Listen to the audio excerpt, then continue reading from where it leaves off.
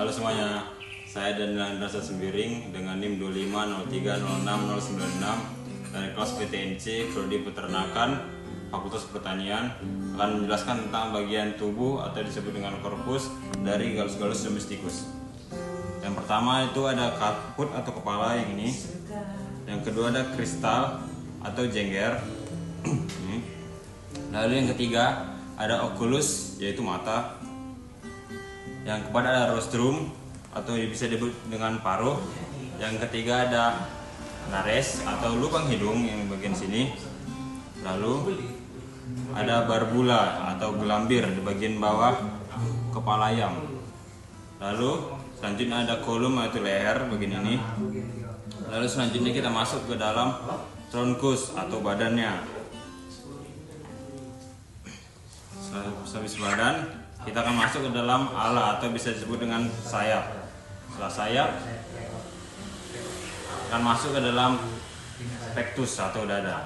Lalu abdomen atau perut ini.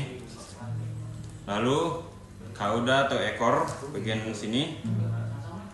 Lalu masuk ke dalam femur atau paha bagian sini. Lalu kita masuk ke dalam tibia atau betis ini. Lalu kita masuk ke dalam tarsus atau kaki bawah sini ya guys.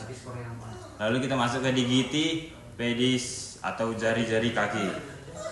Lalu kita masuk kepada bagian-bagian bulu dari Gallus domesticus. Yang pertama ada remiges, sayap, halamus, pangkal bulu. Lalu yang kedua ada racis bagian tengah pangkal. Lalu yang ketiga ada vexillum yaitu bendera pada bulu-bulu ayam ini. Lalu ada barbae, bulu-bulu kecil yang bisa dilihat dari badan-badan ayam seperti ini ya, teman-teman. Baik, sekian penjelasan tentang morfologi Gallus domesticus. Terima kasih. Perkenalkan, saya Daniel Andrasa Sembiring dengan NIM 2503060696 dan menjelaskan tentang traktus digesticus pada hewan Gallus domesticus yang bermula dengan masuknya pakan dengan gaya mematuk pada rostrum dan menyatu dengan lendir saliva dan didorong oleh semua ke dalam esophagus. Di esophagus akan dialirkan kembali ke trok atau tembolok. Di trok atau tembolok akan disimpan sementara apabila proventriculus penuh. Di proventriculus terjadi pencernaan pakan secara kimiawi dengan mencampurkan dengan HCl. Lalu akan didorong dengan gaya peristaltik ke ventriculus. Di sini terjadi pelumatan pakan secara kuat oleh otot ventriculus, juga dibantu oleh grid atau batuan-batuan kecil. Kemudian itu masuk ke dalam intestinum tenue. Intestinum tenue terbagi atas tiga, yaitu duodenum yang berfungsi untuk tempat pencernaan dengan cara menyampurkan pakan dengan kelenjar pankreas dan empedu.